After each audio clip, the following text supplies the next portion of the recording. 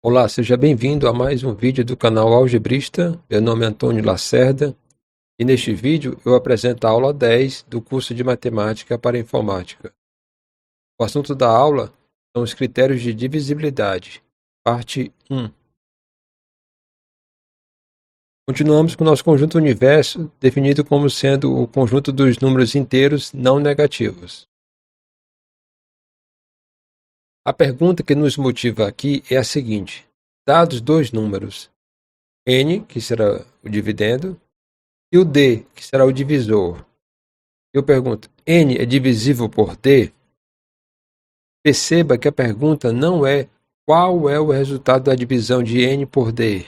Ou seja, o resultado da divisão não é importante. O que se espera é simplesmente um sim ou não. E isso muda muito a situação. Das quatro operações aritméticas básicas, a divisão é a que tem um custo computacional maior. Por isso, responder à pergunta inicial de modo eficiente é muito importante. A notícia boa é que muitas vezes não é necessário efetuar a divisão para saber se o número é divisível por outro. Para isso, os matemáticos criaram os critérios de divisibilidade. Vamos definir então o que é isso. Critérios de divisibilidade são técnicas para responder se um número é divisível por outro sem fazer contas ou nenhuma, né?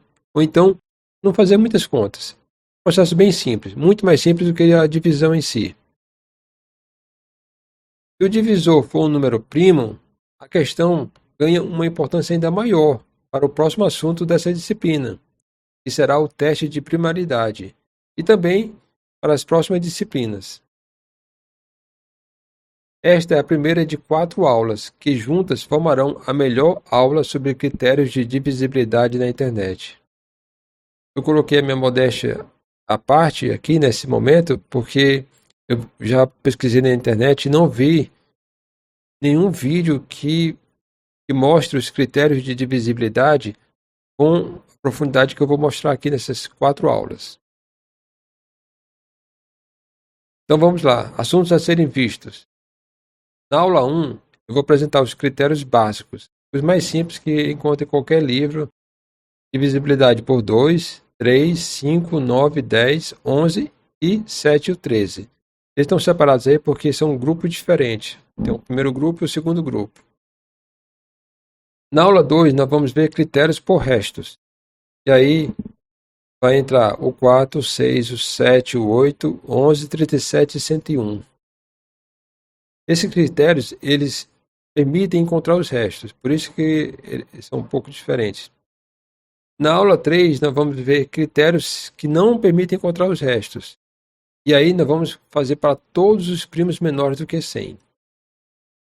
E na aula 4, eu vou apresentar atalhos. E aí vai tornar a tarefa ainda mais rápida ainda. E esses atalhos vão servir para o 7, para o 11, para o 13, o 37 e o 73. Até o final da terceira aula, teremos ao menos um critério de divisibilidade para todos os primos menores que 100 e para alguns outros números. Aqui nessa tabela eu coloquei todos os primos menores do que 100, com exceção de 2 e 5, porque o 2 e 5 eles são únicos, eles não formam famílias. No caso aqui dos números que terminam em 1, está na primeira coluna, os que terminam em 3 estão na segunda coluna, os que terminam em 7 estão na terceira coluna, e os que terminam em 9 estão na quarta coluna. 2 ou 5 não têm essas colunas, eles são únicos. Vamos lá. Fatos importantes sobre os restos. Vamos relembrar, isso é lá da aula 5. O resto é sempre positivo. Segundo, o resto é sempre menor que o divisor. Então, dividiremos os critérios em 3 espécies. Critérios que não necessitam de contas. Depois, os critérios que necessitam de contas e encontram o resto. E os critérios que necessitam de contas e não encontram o resto. Saber encontrar o resto sem efetuar a divisão é, em essência, um critério de divisibilidade, pois se o resto for zero, o número é divisível pelo outro, caso contrário, o número não é divisível. Por isso, os critérios de divisibilidade que são capazes de encontrar os restos são mais poderosos e mais valorizados. Vamos lá. Primeira parte. Critérios que não necessitam de contas. O segredo está no algarismo menos significativo. Divisibilidade por 2. O algarismo menos significativo tem que ser ou 0, ou 2, ou 4, ou 6, ou 8. Ou seja, tem que ser par. Divisibilidade por 5. O algarismo menos significativo tem que ser ou 0 ou 5. Divisibilidade por 10. Algarismo menos significativo tem que ser o 0. E temos um bônus aí. Com esses critérios nós podemos encontrar o resto. O segredo está, de novo, no algarismo menos significativo. Vamos ver um exemplo. Considere o número 8754. Para descobrir o resto, basta olhar o algarismo menos significativo. No exemplo aqui que nós apresentamos, é o 4. Então vamos começar. Qual é o resto da divisão de 8754 por 10? Simples. O próprio algarismo menos significativo. A resposta é 4. Segunda pergunta. Qual é o resto da divisão de 8754 por 5? De novo, é o número 4, o algarismo 4. Por quê? Porque ele não ultrapassa 5. Lembra que o resto ele tem que ser menor do que o divisor. Como o divisor aqui é 5, então ok, está menor do que 5, fica só o 4. E qual é o resto da divisão de 8.654 por 2? Como o número é par, o resto é 0. Como está escrito aqui na tela. Exemplo 2. Considere agora o número 56.487. Para descobrir o resto, basta olhar o algarismo menos significativo. Este exemplo é o 7. Qual é o resto da divisão de 56.487 por 10? Simples. É o próprio algarismo menos significativo. Resposta 7. Qual é o resto da divisão de 56.487 por 5? Bom, não pode ser 7, porque lembra daquele fato que o resto é sempre menor do que o divisor. Então, vamos olhar para o algarismo menos significativo, que é o 7, e vamos subtrair de 5. Será então 2. A resposta é 2. Qual é o resto da divisão de 56.487 por 2? Como o número é ímpar, então o resto é 1. E como está escrito aí na tela. Terminamos essa primeira parte, que é muito simples. Vamos para algo mais importante aqui. Critérios que necessitam de contas e encontram o resto. Vamos para os critérios baseados nos fora. Podemos fazer a divisibilidade por 3 da seguinte forma. Quando 3 fora do número é 0, e a divisibilidade por 9, quando 9 fora do número é 0. E com esses critérios nós podemos encontrar o resto. Bom, o resto será o resultado do 9 fora ou do 3 fora. Por isso, os exemplos já foram apresentados lá na aula 8, eu não vou repetir aqui. Então todo mundo já sabe como fazer isso. Vamos para a divisibilidade por 11. Consiste nos seguintes passos: somar os algarismos nas posições ímpares, somar os algarismos nas posições pares. Se a diferença entre essas duas somas for múltipla de 11, então o número será múltiplo de 11 também. Exemplo: 9.724. Vamos colocar em verde os números nas posições ímpares e em vermelho os números nas posições pares. Vamos somar 4 com mais 7 dá 11 e 2 com mais 9 dá 11. Separando os algarismos nas posições ímpares e os algarismos nas posições pares. Subtrai dá 0. Portanto, o número 9.724 ele é múltiplo de 11. Outro exemplo, o número 57.926. Vamos colocar nas posições ímpares uma cor verde e nas posições pares a cor vermelha. Então eu vou fazer 6 mais 9 com mais 5. Depois eu vou subtrair de 2 com mais 7. Posições ímpares das posições pares. E aí eu vejo que 20 menos 9 dá 11. 11 é múltiplo de 11. Então, 57.926 é múltiplo de 11. Então vamos lá. Quais números abaixo são divisíveis por 11? Dá para fazer aqui até de cabeça. Vamos somar ali nas posições ímpares. 7 com mais 8 dá 15. 15. Nas posições pares, 2 mais 2 dá 4. Então, 15 menos 4, 11. Então, o número é divisível por 11. Sim. Vamos ver outro número. 90.805. Nas posições ímpares, nós temos 5, 8 e 9. Vamos somar. 5 com mais 8 dá 13. 13 mais 9, 22. Ora, subtraindo das posições pares ali, é só 0. Então, não vai influenciar. Então, fica 22 menos 0 é 22. E aí 22 é múltiplo de 11. Portanto, esse número, 90.805, ele é sim múltiplo de 11. O terceiro número, 789. Nas posições ímpares, eu vou ter o 7 e o 9. 9 com mais 7, 16. 16 menos o número na posição par, que é o 8. Então vai dar 8. E aí não é múltiplo de 11. Bem simples. Aí uma curiosidade. Todo número palíndromo, ou seja, aquele que você lendo o número da direita para a esquerda, da esquerda para a direita, ele não muda. Vem lá, até em português nós também temos palavras e frases palíndromas. Mas interessante que na matemática, quando é um número também ele é chamado de capicua. Então, todo número palíndromo ou número capicua com quantidade par de algarismos é divisível por 11. Nós temos aqui o exemplo. 7.227. Ele é número palíndromo e a quantidade par. Então, já de cara, já sabe que ele é divisível por 11. Agora, quando tem uma quantidade ímpar de algarismos, aí vai depender. Vamos ter que fazer as contas. No primeiro caso, 868. É um número palíndromo. Temos que fazer a conta. 8 com mais 8 dá 16. 16 menos 6 dá 10. Então, esse número não é divisível por 11. Mas quando eu pego 616, posso fazer 6 com mais 6, 12. 12 menos 1, vou ter 11. E aí, sim, ele é múltiplo de 11. E aí nós temos o bônus. Com esse critério do 11, nós podemos encontrar o resto. Vamos dar um exemplo. Esse número aí, muito grande, ele é o 754.382.931.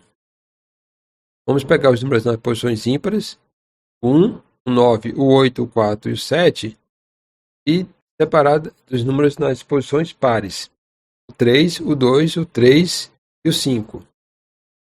Então, encontrando as duas somas, vamos encontrar aqui 29 menos 3 é igual a 16. 16. Vamos fazer de novo o critério 6 na posição ímpar e 1 na posição par. Então, 6 menos 1 é igual a 5. Então, encontramos o resto da divisão por 11. Nesse caso aqui, outro exemplo.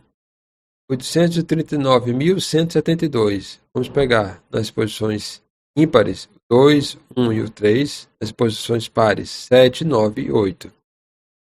Encontrando as duas somas, vamos ter 6 menos 24 igual a menos 18.